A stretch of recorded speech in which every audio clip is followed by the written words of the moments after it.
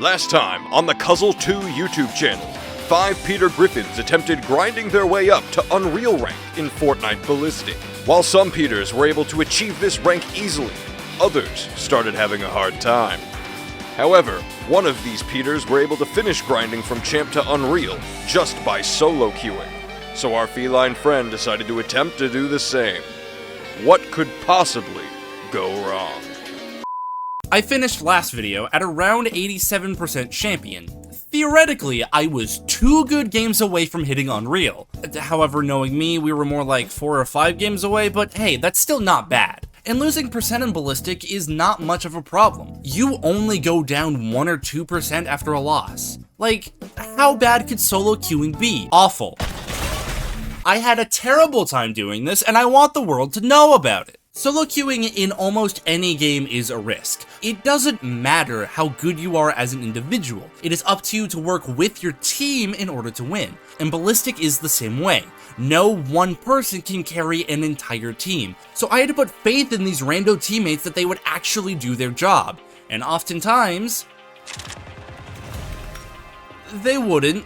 So often, I would see teammates make such questionable choices, especially on defense. People playing hyper-aggressive, often running out in the open with no cover. This just made every match feel like a gamble. I don't know why, but it doesn't even matter how hard you try. Keep that in mind. I designed this rhyme to explain in due time. Don't get me wrong, I'm no master of the game either, and I made my fair share of questionable decisions. But some of these plays my teammates made had me questioning how they made it this far. Here in this clip, we are all heading over to A on Cinderwatch. The fight does take a while, but we do manage to clear out A. But for some reason, the guy with the bomb just decided to leave and then died in mid.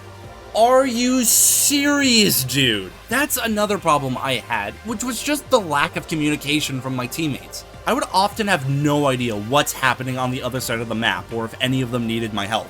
Most of the communication I got was just a random assortment of pings that didn't really tell me anything because I was nowhere near them. Anytime I would die, I would almost always type into the chat afterwards to keep my team informed to where the enemies were. And sometimes I did get teammates who would do the same, but most of the time it was just silence, and I'd had to use the kill feed to determine if I was needed on the other side. However, despite all my complaints, these are still not the worst teammates. Sometimes you just have a bad game and you just get outplayed by a better player. Whatever, it happens. But the worst players I ran into were the people that actively got in the way.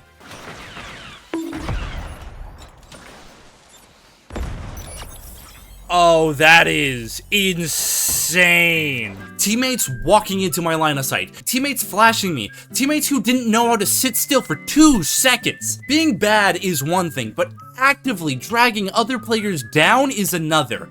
And don't even get me started on the people I had to argue with. Like, okay, this peak on Hammerfall is insane.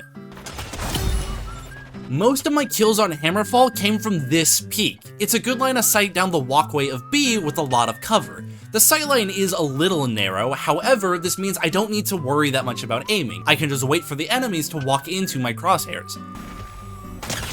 It's not the best angle in the world or anything, but using it, I can almost always defend B long enough to have my teammates from A make it over to B. However, this peak only works with the door open, and this son of a bitch right here kept closing this door. The first time this happened, whatever, I'll just type a message in chat, let them know what I'm doing, and bruh. This started a chain reaction of 2 of my teammates badgering me over this peak. This was such a pointless argument. The other guy's master strategy here is to wait for them to plant B and then sneak attack. He could have easily let me do my thing, whittle their numbers down, which would have made his job easier, but no! That is the nature of solo queuing. You don't know who your teammates are gonna be. Sure, sometimes you'd get people like that. However, you are equally as likely to meet people who are understanding and cooperative and have a good taste in YouTubers. Like I said, it's a gamble if you're gonna get a good teammate or not. Dealing with my team is the main issue I dealt with while solo queuing, But it's not the only issue. As you can tell from the fact that most of the maps still don't have any textures, this mode is still a work in progress, and there are still glaring issues. Most skins still have clipping issues, especially skins with anything bulky around the arms. That's the main reason I've been using Cape Meowty this whole time. Meowskull's tuna cans would just clip into my face every time I jump, so apologies for no gay cats in this video. Instead, we're non-binary. It's not that big of a problem, honestly. I mean, it's not like attackers could, like, leave spawn early and plant before the round begins or anything like that. What the fuck? Yeah, on Storm Chaser Cove, there's a spot in attacker spawn where you can just jump on each other to plant early. This is why you don't put shell maps in ranked. Thankfully, it wasn't used against me too often, but it's still a major problem. Just like this. There's also some kind of bug where you bind sprint to scroll wheel and it permanently increases your movement speed, or something like that. I don't really know how this one works. I just know that all the players I ran into that were using this were not actually any good at the game. That kill got that guy to rage quit, which proves the fact that Cape Meowty is stronger than the drink. I know, it's early access or whatever, but exploits like this ruin the ranked experience. This is meant to be a test of skill, and exploits just take all of that away. You want to know what else takes away from that ranked experience? When you have very little skill to begin with. Ah, fuck. I will admit, another one of the biggest problems I had to deal with in ranked was how poorly I was playing at the time. You may have noticed it already, but my main strategy here was to be as aggressive as possible with the shotgun. When I say I put full faith in my team, I mean I was putting full faith in them. I just assumed everybody else had a plan, so I would always let someone else pick up the bomb and just followed their lead, clearing the way with aggressive shotgun kills along the way. At my skill level, I thought this was the best way to help, and I was very wrong. Oh! One misclick, just one shot at a bad angle, and I was just dead. And in all fairness, there were times where it worked out.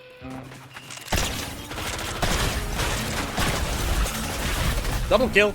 While making the last Ballistics video, I learned full well that playing aggressive is a viable playstyle, but after 70 games with my friends where I was the passive one, I just didn't have the skill set to be the aggressor. This just added to my frustrations because it felt like every game was all about two coin flips. The first coin flip was, did I get a good team? And the second coin flip would be, how well did I help that team? And if I failed either of these two coin flips, I would just lose.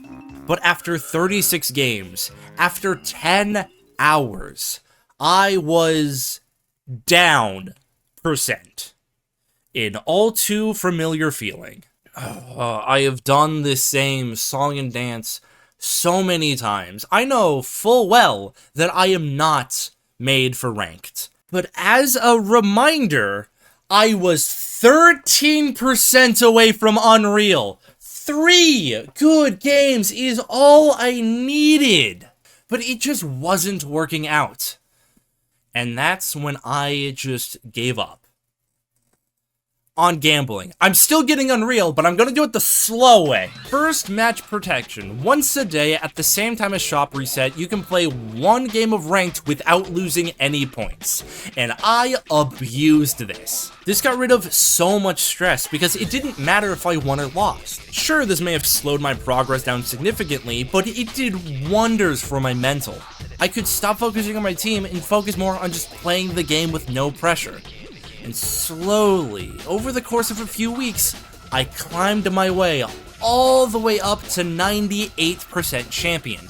Just one game, but it just wasn't happening. That's when a familiar face showed back up. I was just hanging out in VC with Zach and Michael, when suddenly, Kyle joins the call. And then Jackson joins the call. And then the next thing I know, there's 5 Peter Griffins on my screen. Look, regardless of what rank I am, having fun with my friends is a bigger priority than hitting some arbitrary rank. I was more than willing to throw all of my progress away just to play some silly games with the boys. But maybe, just maybe, getting a little silly was just what I needed. Austin, you're at 98%, right? 98%. I need to win one game. I don't make the rule. I don't make the rules. Don't make the What rules. I do make? A pretty good chicken sandwich. You want to try it? Black bodysuit. It's 60 to the clown. I killed one. Take the could've dog done down. better. Right behind you, Kyle. Behind you in the doorway. 3v1. Oh, I I'm did dead. 30 broke shields. 1v1. They're up by Oh my flats. Nice. Jeez. Defuse. Good stuff, good stuff. Yep. Nice. Good start. Nice clutch. 99. Nice. Are we gonna get Austin to unreal? Oh my god, say I'm it. gonna get Austin over. Don't That would say be it. crazy. Don't jinx say it, you don't jinx motherfucker. Yeah, don't jinx it, don't jinx it. If I don't get it from solo queuing and I instead get it from going back to the boys, that'd be poetic.